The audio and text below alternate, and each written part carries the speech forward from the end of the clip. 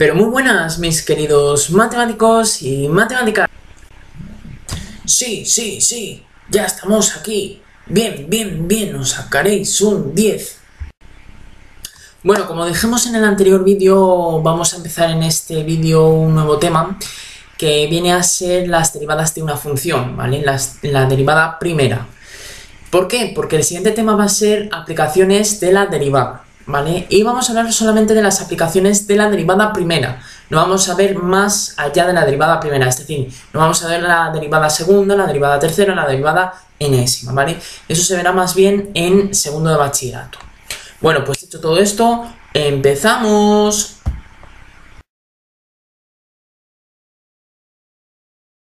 Bueno, pues esas son las funciones que quiero que me estudiéis, de las cuales quiero que me estudiéis la continuidad, ¿vale? Y para la función g de x y para la de k de x, quiero que también me calculéis las asíntotas que puedan tener. Asíntotas horizontales, asíntotas verticales y o asíntotas oblicuas, ¿vale? Y, repito, si la discontinuidad es evitable, quiero que me la extendáis por continuidad, ¿vale? Las funciones que sean discontinuas, ¿vale? Y las que no sean discontinuas, de manera evitable, pues quiero que me calculéis de ser discontinuidad de primera especie, quiero que me calculéis la magnitud de salto, ¿vale? Y ahora es cuando os voy a aplicar la definición de qué tipos de discontinuidades hay. Discontinuidad evitable. Este es el tipo que hemos tratado, que se puede definir una función auxiliar donde esa función es continua en todos los puntos, incluidos los problemáticos que teníamos para la función original. Luego tenemos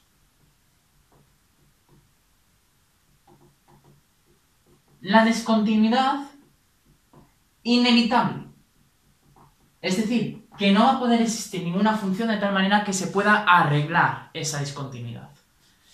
Y aquí distinguimos dos tipos, de primera especie y de segunda especie. Bueno, dicho de otra manera, de primera especie, si los límites de esa función, si los límites laterales de esa función son distintos, pero los dos son finitos, estaríamos hablando de una discontinuidad inevitable de primera especie, ¿vale? Pero, si alguno de los dos, o los dos límites laterales son infinitos, o si uno de ellos es infinito, estaríamos hablando de discontinuidad de segunda especie. Un ejemplo, la hipérbola. La función 1 partido por x es una discontinuidad inevitable en el punto 0, de magnitud infinito, ¿vale? Es decir, de segunda especie. Y de primera especie, pues el ejemplo que hemos puesto en vídeos anteriores, ¿vale? Bueno, y la discontinuidad evitable, pues el límite de la función global existe, pero lo que pasa es que o bien ha habido una mala definición en la imagen de esa función, o bien que tengamos a priori un punto que no esté en el dominio de esa función. Por ejemplo, en las funciones racionales. Esta es una discontinuidad inevitable, porque es la hipérbola, pero un poco abierta o un poco cerrada. Y esta sí que es evitable, porque esto es una identidad notable. De hecho, os he puesto esto aposta. Esto es x menos raíz de 3 por x más raíz de 3. Habría que estudiar qué pasa en la raíz cuadrada de 3. ¿Vale? Y ya está. Esta es una discontinuidad evitable y esta es inevitable de segunda especie. ¿Vale? Bueno, pues para las discontinuidades evitables, en este ejercicio lo que estamos pidiendo es que extendáis de manera continua a todos los puntos de la recta real esa función. Es decir, si esta función es continua en todo r menos raíz de 3, pues que para los puntos que sean distintos de raíz de 3 valga esto, y que para el punto raíz de 3 valga el límite cuando x tienda hacia raíz de 3 de esta función. ¿Vale? Es decir, que me calculéis el límite de una función también. ¿Vale? Bueno, pues esto era lo que queríamos saber. Y la magnitud del salto Pues es, si tenemos una función definida a trozos, porque esto va a venir sobre todo en las funciones definidas a trozos, donde la primera rama, o la rama de arriba es g1 de x y g2 de x, si x es menor que x0 y x es mayor o igual que x0, la magnitud de salto se calculará como el límite, o mejor dicho como g1 de x0 menos g2 de x0, ¿vale? Tomando módulos. Si esas funciones no estarían definidas en x0, pasaríamos al límite y ya está. Pero en principio, en las ramas sí que van a estar definidas, ¿vale? Bueno, pues esto estaría así, ¿no? O también, si queremos, esto sería el límite cuando x tiende, o bueno, si a es el límite cuando x tiende hacia x0 por la izquierda de g de x, es decir, g1 de x, y b es el límite cuando x tiende hacia x0 por la derecha de g2 de x, pues que la magnitud de salto es el módulo de a menos b, ¿vale? O el módulo de b menos a, que sabemos que en un módulo se pueden intercambiar minuendo con sustraendo, ¿vale?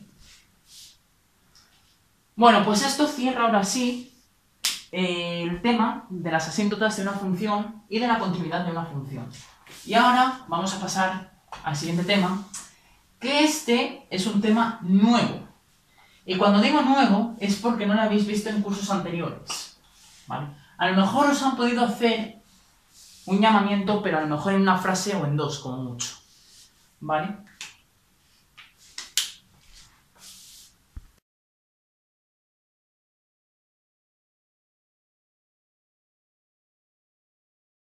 Que va a ser lo que vamos a conocer a partir de ahora como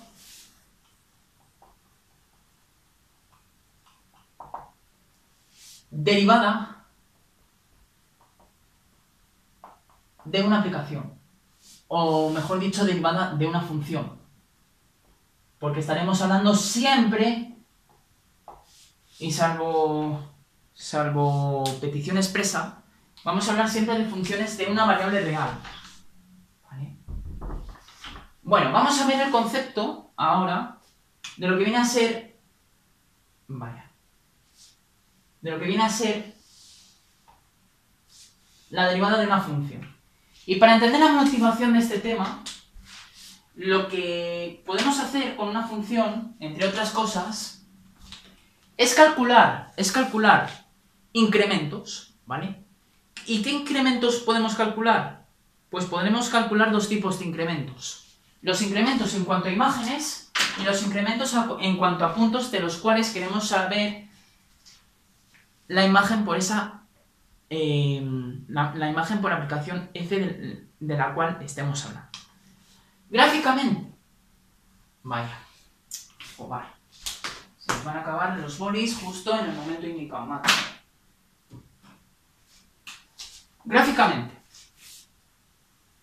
vamos a suponer que tenemos el plano real de nuevo, ¿no? Bueno, y nosotros tenemos, pues por ejemplo, esta función, ¿vale? Aquí tenemos el punto x0 y aquí tenemos el punto x1, ¿vale? Bueno, y aquí, por supuesto, tenemos el punto x0, f de x0, ¿vale? Y aquí tendremos el punto f de x1, ¿vale? En horizontal tenemos las imágenes y en vertical tenemos los puntos, ¿vale?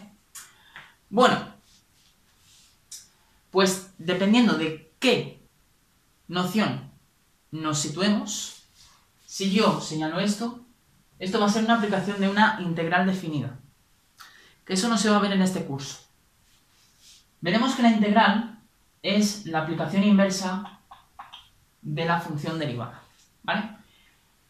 ¿Qué va a ser una derivada? Bueno, podemos calcular estos incrementos, ¿vale? De hecho, más aún, podemos calcular un cociente de estos incrementos, ¿vale? De hecho, si dibujamos aquí un triángulo rectángulo, ¿vale?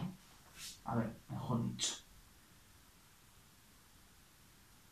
Aquí, este triángulo rectángulo, nos daremos cuenta de que si fijamos aquí un ángulo alfa, pues la tangente de alfa será el seno de alfa, que es justamente la diferencia, el incremento de estas dos imágenes, f de x1 menos f de x0, partido por el coseno de este ángulo, que será el incremento de estos dos puntos.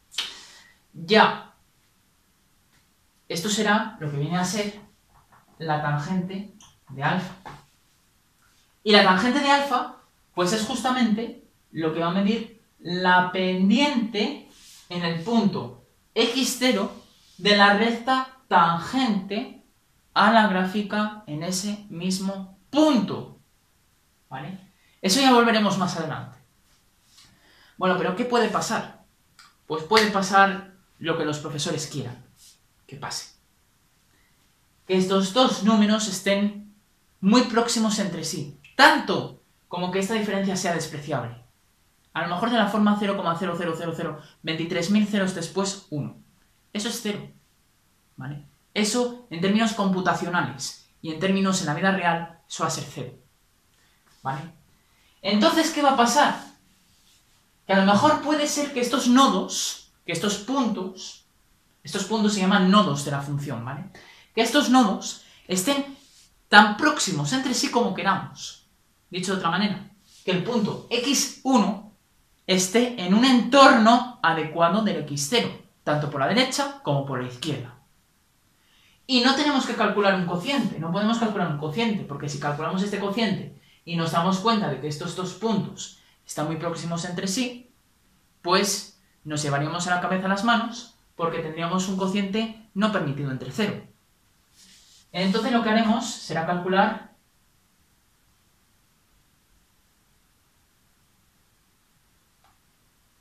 este límite. El límite, cuando x1 tiende hacia x0, de f de x1 menos f de x0 partido por x1 menos x0. Pero claro, esta escritura no es muy convencional, no es muy universal. La escritura más correcta sería en términos de un pequeño incremento, que ese pequeño incremento le vamos a llamar h. ¿Vale? Entonces, si h es el incremento entre los nodos, este incremento va a ser muy pequeño, a lo mejor de 0,24.000 ceros después 1. ¿Vale? Entonces, este límite se puede volver a reescribir como el límite cuando h, que será x1 menos x0, si x1 tiende hacia x0, está claro que x1 menos x0 tenderá hacia 0. ¿Vale? Entonces, si estamos llamando h a x1 menos x0, pues entonces este límite se reescribe como el límite cuando h tiende hacia 0, ¿de quién? De f de x1. Pero es que aquí x1 nos dice que es x0 más h. Pues esto será f de x0 más h menos f de x0 partido por x1 menos x0. Esto es h. ¿Vale? Y lo que tendríamos aquí sería un límite también de cocientes incrementales. Porque h no es más que ese pequeño incremento. ¿Vale? De tanto las imágenes como el incremento de los nodos. ¿Vale? Bueno, pues a este límite se le va a llamar la derivada de una función. Y va a ser con esto, con este límite, con el que nos vamos a tener que pelear durante milenios, ¿vale? Bueno, pues entonces lo que vamos a hacer ahora va a ser, lo primero os voy a explicar el binomio de Newton, ¿vale? Y luego vamos a ver ejemplos de derivadas. Bueno, el binomio de Newton. Nosotros, y vosotros también, no sé si en cuarto o en tercero lo visteis, el triángulo de Tartaglia o el de Pascal, que va a ser el mismo. La cima empieza con un 1, y los laterales de ese triángulo también van a ser todos unos. 1, 1, 1, 1, 1, 1, 1, etcétera, etcétera, etcétera, ¿vale? Pero a partir de aquí, la cifra que hay entre medias será la suma de estos dos. 1 más 1, 2. 1 más 2, 3. 2 más 1, 3. 1. 1. 3 más 1, 4. 3 más 3, 6. 3 más 1, 4. Y aquí un 1. Y así sucesivamente, ¿vale? Bueno, este es el triángulo de Tartaglia, o de Pascal. El triángulo de Tartaglia va a responder a números combinatorios. Estos números combinatorios van a ser 0 sobre 0, 1 sobre 0, 1 sobre 1, 2 sobre 0, 2 sobre 1, 2 sobre 2, 3 sobre 0, 3 sobre 1, 3 sobre 2 y 3 sobre 3. Y aquí 4 sobre 0, 4 sobre 1, 4 sobre 2, 4 sobre 3, 4 sobre 4. ¿Vale? Y así sucesivamente. Ya sabemos que el número combinatorio n sobre m se define como n factorial partido por m factorial por n menos m factorial. ¿Vale? Pero un cálculo efectivo le tenemos a partir del triángulo de Tartaglia. ¿Vale? 4 sobre 2, pues no vamos a hacer 4 factorial partido por 2 factorial, 2 factorial, porque ya venimos al triángulo de Pascal y veremos que 4 sobre 2 es 6.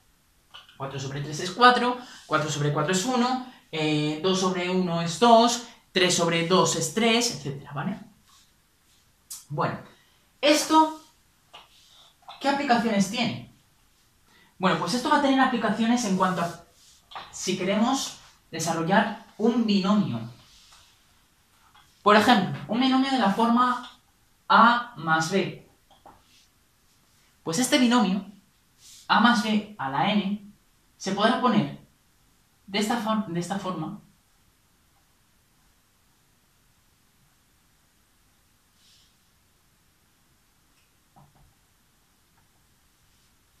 O también, si se prefiere, la suma extendida. Que esto va a ser n sobre 0 por b a la n, ¿vale? Más. Bueno, entonces creo que aquí... bueno, sería más bien a la n aquí. Entonces debería de empezar a la n aquí. Esto es. A la k... no, vale. Podríamos empezar así. K0. Así K es 0, vale. Bueno, entonces sería esto, ¿vale? Vamos a eludir esta suma, ¿vale? Porque si nos puede liar un poco. Esto será n sobre 1 por a la n menos 1 por b más y terminaríamos con n sobre n menos 1 por a y por b a la n menos 1. Y luego tendríamos el último que sería n sobre n por b a la n. ¿Vale? Si en vez de hacer una suma hacemos una resta, pues los signos irían intercalados. Menos, más. Menos, más. El último sería... sería menos el último, ¿vale? Y aquí el penúltimo sería más. ¿Visto? Por ejemplo, ¿qué pasaría si yo quiero desarrollar x más 1 al cubo? Bueno, pues lo que pasaría es que tenemos que utilizar la fórmula del binomio de Newton. Esto va a ser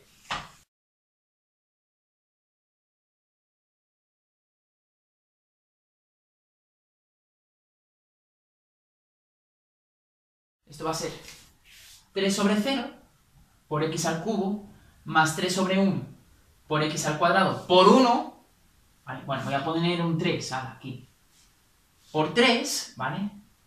Por 3, a más b es más 3 sobre 2 por x y por 3 al cuadrado más 3 sobre 3 por 3 al cubo.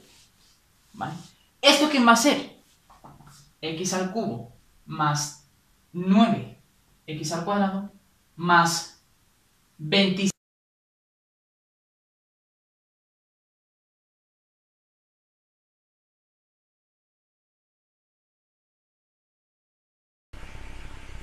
Bueno, pues ya hemos terminado el vídeo este que correspondía a una pequeña introducción del tema 8, que viene a ser las derivadas de una función. Bueno, pues dicho todo esto, nos vemos en el próximo vídeo de CDM Clases de Mates.